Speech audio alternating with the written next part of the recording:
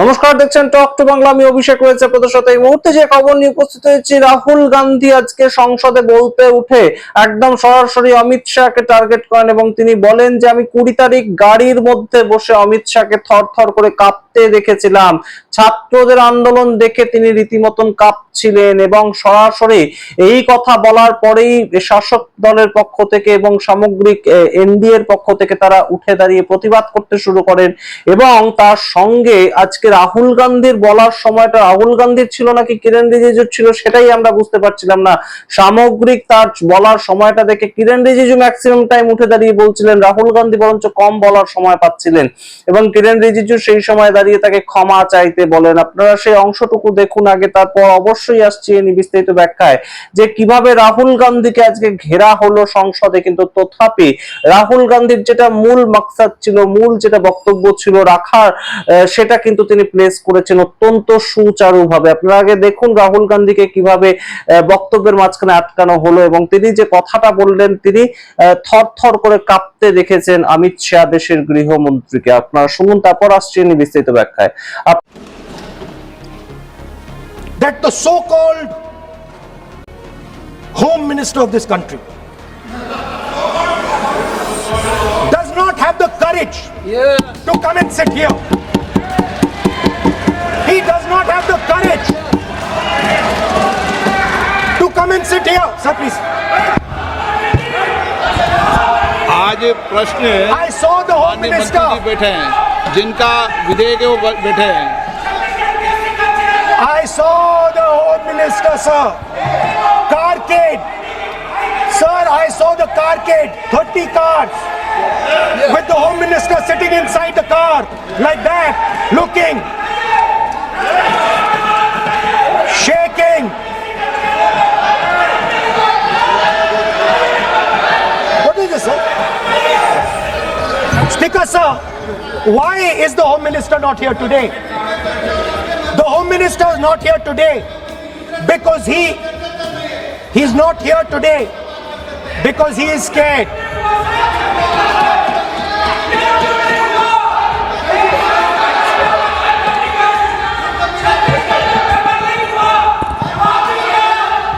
He is the Home Minister, sir.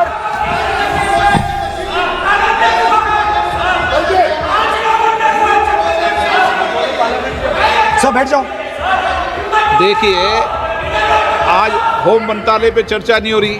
आज जिस विधेयक पर चर्चा मंत्री जी बैठे हैं, The Home Minister, sir, the Home Minister. No, आज होम मिनिस्टर पर चर्चा नहीं है। जिस विधेयक पर चर्चा है वो विधेयक पे मंत्री बैठे हैं। यही व्यवस्था रहती है सदन के अंदर। Sir, the Home Minister.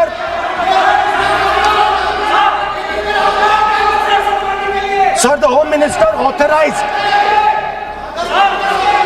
the shooting of our students, sir. He put pellets into the blood of our students.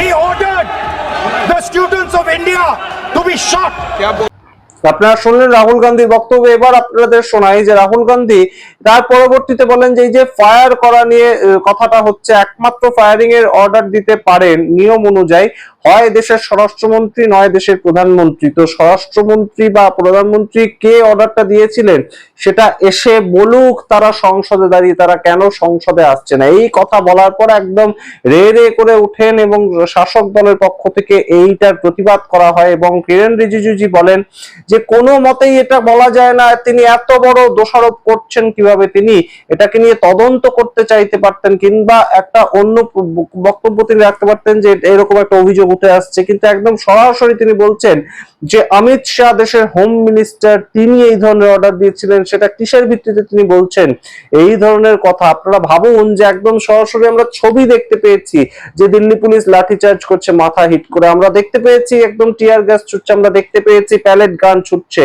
Delhi police কিংবা সিআরপিএফ এর পক্ষ থেকে। তো সেই অর্ডার ছাড়া তারা কি এই কাজগুলো করেছে? আর সেই অর্ডার যদি দিতে হয় তাহলে সেটা কাকে দিতে হবে? সেটা তো স্বরাষ্ট্র দপ্তরকে দিতে হবে। কিন্তু সেই স্বরাষ্ট্র দপ্তর এই অর্ডার দিয়েছে, সেটা সংসদে যখন বিরোধী দল নেতা বলছেন তখন তাকে আটকানোর চেষ্টা করা হচ্ছে এবং বলা হচ্ছে আপনি ক্ষমা চান। আপনারা সম্পূর্ণ বিষয়টা দেখুন, তারপর আবার আসছি বিস্তারিত ব্যাখ্যায় যে রাহুল গান্ধী নিজের কাজটা ঠিক সঠিকভাবে কিভাবে করলেন।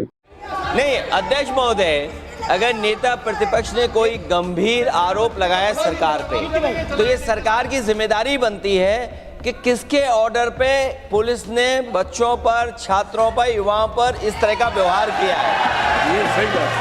नहीं अध्यक्ष महोदय, ये अगर गृह मंत्री जी का नहीं है। अखिलेश जी, आप जो बता रहे हो अलग बात है। राहुल जी ने ये नहीं कहा, उन्होंने सीधा नाम लेके कहा, इंक्वायरी का बात नहीं मांगा। राहुल गांधी जी ने इंक्वायरी का बात नहीं किया, उन्होंने सीधा नाम लेकर के फायरिंग ऑर्डर का बात किया। कैसे बात कर सकते हैं आप? ये आप समझते हैं कितना गंभीर आरोप है? आप अगर इंक्वायरी का मांग करता है या वो ठीक है, हम मानते हैं। अखिलेश जी, अरे अखिलेश जी, आप जो कह रहे हैं वो अलग है। राहुल गांधी जी ने जो बात कहा बिल्कुल अलग बोला है। एक ही नहीं, ये गलत बात। आपको राहुल जी, आपको देखिए, ये बहुत सीरियस है, आपको माफी मांगना होगा, या तो आप खेद प्रकट कीजिए, अपना शब्द को वापस लीजिए। आपने बहुत गंभीर झूठा आरोप लगाया है, ये बहुत गंभीर है, ऐसा मत कीजिए। आपका शब्द बहुत गलत बात है। देखिए माननीय प्रतिपक्ष के नेता, मेरा आपसे आग्रह है, एक मिनट आप विधेयक के बोलो और आप कोई भी तथ्य, कोई भी बात कहें तो आप खुद इंक्वायरी कर खुद निर्णय की स्थिति में नहीं बने।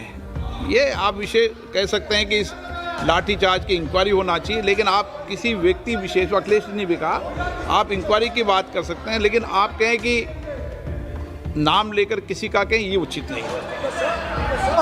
Speaker, sir, उचित नहीं है, सदन की गरिमा के अनुरूप नहीं है। sir,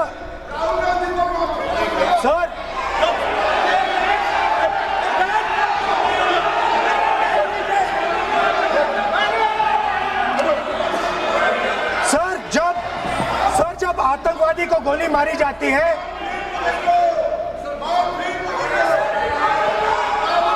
ये हम बहुत एक गंभीर स्थिति में आए हैं।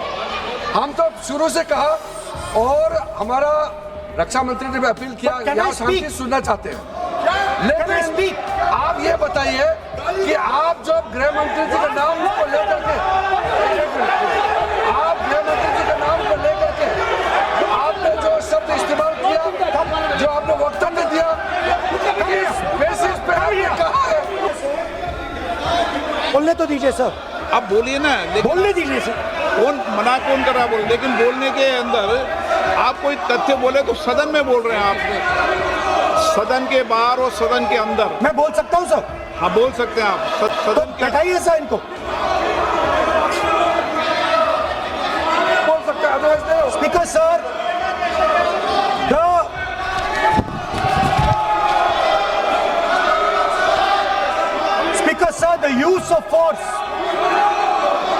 the use of force can only be authorized by the Home Minister. No. It cannot be authorized either by the Home Minister or the Prime Minister. ऐसे नहीं चल सकता सर। आप सदन के अंदर हमारे कई बार कहने के बाद भी, बार बार आग्रह करने के बाद भी आप शेर की अवहेलना कर रहे हैं, उचित नहीं है। नो, आप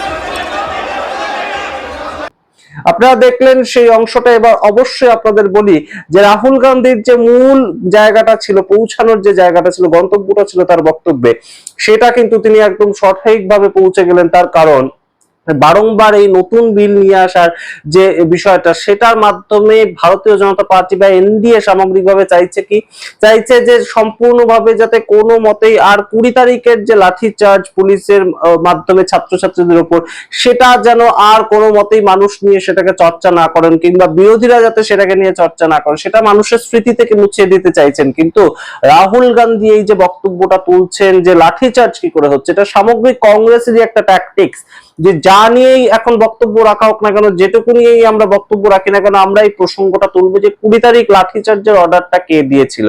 এই বিষয়টা রাহুল গান্ধী কিন্তু একদম সুচারুভাবে প্রতিষ্ঠিত করলেন, এবং অবশ্যই সেখান থেকেই কিন্তু তার যে মূল জায়গাটা তিনি সেটা প্রতিষ্ঠা করতে পারলেন, যে কোনো মতেই এই যে নিরস্ত্র ছাত্রছাত্রীদের উপর লাঠিচার্জ, সেটা কংগ্রেস কেন সারা দেশের জনতা কেউই ভুলে যাচ্ছে না, যতই ভারতীয় জনতা পার্টি ভোলানোর চেষ্টা করুক। উত্তর দিতে হবে তাদেরকে যে কে এই অর্ডারটা দিয়েছিল দিল্লি পুলিশকে কিংবা সিআরপিএফ কে কিংবা র্যাফ কে, যে লাঠি চালানো হোক কিংবা টিয়ার গ্যাস ছোড়া বা প্যালেট গান ছোড়া কিংবা ইলেকট্রিক শক দেওয়া হোক, এই কথাগুলো কে বলেছিল, এই অর্ডারটা কে দিয়েছিল। গুরুত্বপূর্ণ প্রেক্ষাপট অবশ্যই সামগ্রিক রিপোর্টের ভিত্তিতে আপনারা কি মনে করেন কমেন্ট বক্সে কমেন্ট করুন। দেখতে থাকুন টক টু বাংলা। বিরোধী দলনেতার এই বক্তব্যের ভিত্তিতে সংসদ আবারও অ্যাডজন করে দেওয়া হয় বেলা 2:30 পর্যন্ত। 2:30-এর সময় কাকলি ঘোষ দস্তিদারকে আমরা হঠাৎ করে আসতে দেখি, এবং তিনি আবারও সংসদ অ্যাডজন করে দেন বেলা 3টে পর্যন্ত।